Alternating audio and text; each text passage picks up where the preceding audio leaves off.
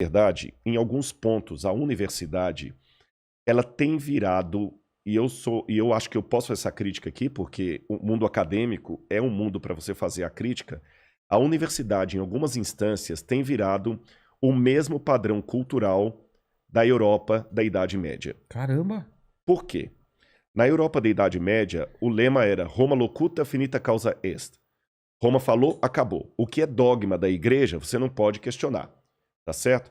Então, se nos dogmas da igreja estavam ditos que... Vou dar um exemplo para você. Por uma interpretação errada da Bíblia hebraica, Jerônimo traduziu que a terra permanece para sempre. Estate, que ele traduz em latim. Tá. Só que no hebraico, quando fala a terra permanece para sempre, quer dizer, ela dura para sempre. Mas São Jerônimo cometeu um escorregadela lá em latim e traduziu a terra fica parada para sempre. Tá certo? Aí você vê a briga de Galileu Galilei, quando quase foi execrado pela Inquisição da Igreja, pelo Santo Ofício, porque ele falou que a terra por si move. Então, naquela época, você ousar dizer algo contra os dogmas da igreja, você estava cometendo um suicídio intelectual e, ao mesmo tempo, social. Porque não podia falar nada contra excomungado. Não podia falar nada contra o dogma da igreja. Roma locuta, finita causa est. Roma falou, silêncio, shut up, acabou. Hoje, nós temos alguns mantras também colocados nas universidades que não abrem espaço para o diálogo. Você entendeu? Não abre espaço para o diálogo. Infelizmente, eu posso dizer isso. A universidade deixou de ser aquele centro de ideias até divergentes para dialogar, especialmente na área de humanas, para se tornar apenas repetição de mantra. A gente vê muitos congressos aí, todo mundo falando a mesma coisinha, a mesma coisinha, a mesma coisinha, o mesmo mantra, a mesma filosofia, a mesma ideia, apenas com um detalhezinho aqui e outro ali. Mas quando alguém levanta para falar, espera aí, a coisa não é bem por aí, eu vou dar um exemplo claro para você. Como é que às vezes a universidade também reflete. Se você estudasse na USP, na Universidade Federal do Rio de Janeiro, por exemplo, nos anos 70, principalmente que ali bebiam muito da escola francesa, se você falasse alguma coisa de Karl Marx, você seria execrado. Não haveria espaço para você, na área de humanas, citar o Capital de Karl Marx. Nunca.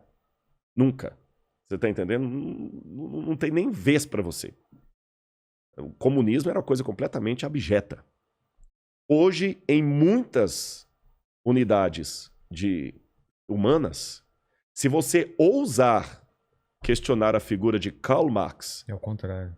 Você vai ser execrado quase como Galileu Galilei foi na época do Santo Ofício. Caramba. Ouse, numa faculdade de sociologia de muitas instituições públicas, falar que você discorda de Karl Marx. Você entendeu? Você tá perdido ou Gramsci. Ou fale contra Gramsci. O pessoal vai te execrar. Então, você vê que a universidade, o Anísio Teixeira já dizia que a universidade deveria ser o lugar onde as ideias contrárias deveriam encontrar e viver em harmonia. Foi por isso que ela surgiu. E Anísio Teixeira, na sua empolgação, falava que nada poderia substituir... A palavra universidade já é uma coisa... Universidade. Aliás, a universidade surgiu até por isso, porque, na verdade, existem duas versões aqui da origem da universidade. Alguns pensam que a universidade começou com a Igreja Católica, quando ela funda as universitas, principalmente a Universitas de Bolonha, de Paris, de Roma. Mas naquela época, a Universitas era um lugar onde, ainda no predomínio da Idade Média, você só podia estudar se tivesse a bênção da igreja, tá certo? Então até os professores, para dar aula ali, ele tinha que ser alguém fiel aos dogmas da igreja. Existe um filme antigo...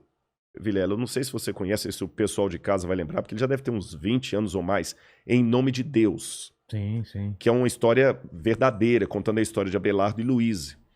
Eu visitei em Père Lachaise, lá na França, em Paris, no cemitério de Père Lachaise, o túmulo deles, que é uma história real, embora ela aconteceu na Itália, mas a história é real e terminou na França. Ele era professor de filosofia. Ele não era padre, não era sacerdote, mas mesmo sendo professor de filosofia, ele tinha que fazer votos de castidade com a igreja. Tá. E quando ele vai se tornar tutor da Louise, ele se apaixona por ela, pede para casar com ela. O tio dele, em ligação com o bispo da cidade, manda castrá-lo, Caramba! para ele não ficar com a menina. Aí ele se torna padre, castrado, e ela se torna freira. E eles constroem monastérios de clausura, um perto do outro. E ficavam trocando cartas de amor a vida toda, Nossa, até que morrer. desespero. Você nunca mais se vê. É bonito, é triste, É triste, mas é bonita. bonito, né? E você lê as cartas deles ali, ele pra ela pra ele, né? Falando assim, que sentimento é esse? Bom, mas essa história ilustra o que eu quero dizer. Naquela época, ele era professor, mas ele não podia se dar ao luxo de casar só porque ele era um professor formado por uma universitas. Todo mundo que estudava lá tinha que ter, em primeiro lugar, o título de teologia. Por isso que quase todos os que formavam nas universidades eram primeiro teólogo para depois ser outra coisa. Tá. Com o tempo, na época de Tomás de Aquino, Carlos Magno, que a igreja começa a valorizar a filosofia aristotélica, eles começam a falar, então tá bom, a filosofia, que era ancila teológica, como se diz em latim, a serva da teologia, agora ela é a mãe da ciência. Então quando você estuda lá, você tem que ser, em primeiro lugar, filósofo. É por isso que a gente, quando faz doutorado, na América, eles chamam de PhD, doutorado em filosofia, mas o cara é físico. Mas ele é um PhD, doutor em filosofia. Ele é médico, né? Ele é pastor, mas ele fez um PhD, doutorado em filosofia. Nunca estudou filosofia. Filosofia virou nome genérico. Entendi. Então você não tinha como escapar da filosofia eclesiástica, tomista, aristotélica, Santo Tomás de Aquino, e da teologia. Você não podia nem falar assim, não, então tá bom, então eu desisto de ser professor, eu vou casar com a menina que eu tô... Não. Não tinha essa opção. Não tinha essa opção. Hoje, a academia, eu sei que muita gente está assistindo, está se revirando, porque não está aceitando o que eu estou falando, mas é a mais pura verdade. Está chegando uma época em que os alunos universitários têm que aprender a questionar a própria universidade. Porque esse é o papel da universidade.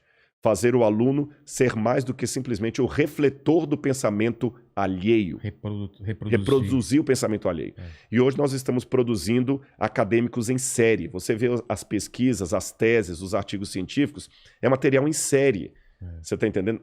Especialmente na área de humanas, que é a área que eu sou. Não estou falando de todas. E se você, hoje, fala assim, peraí, mas eu discordo dessa visão aí do professor. Acabou. Não tem mais vez para você. Se você não compra as pautas sociais com o discurso que é dito hoje dentro, você está execrado pelos professores, pelo diretório estudantil, você está entendendo? E quem vai fazer mestrado e doutorado sofre muito. Então nós estamos, de certa forma, sem nenhum anacronismo, eu diria, revivendo a época medieval, só que na época das luzes. Exatamente.